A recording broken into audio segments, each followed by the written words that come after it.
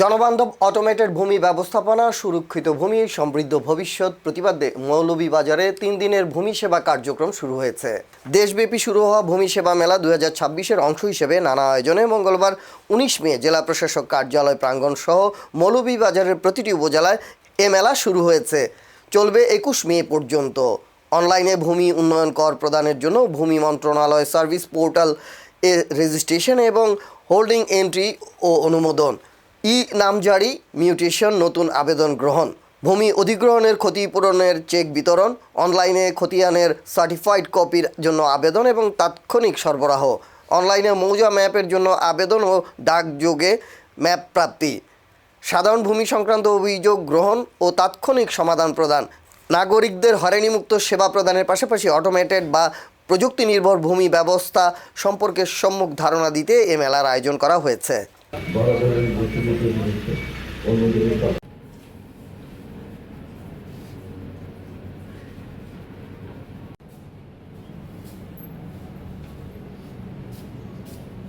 অনেকগুলি মৌজা নিয়ে একটা উপজেলা হতে পারে, অনেকগুলি মৌজা নিয়ে সামগ্রিকভাবে একটা দেশ হতে পারে, বা দেশ হতে পারে না দেশই।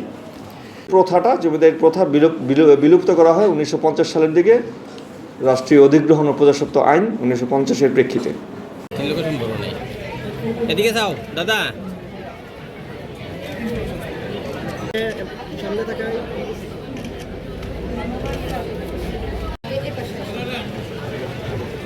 ব্যাংকে জমা দিয়ে দিন।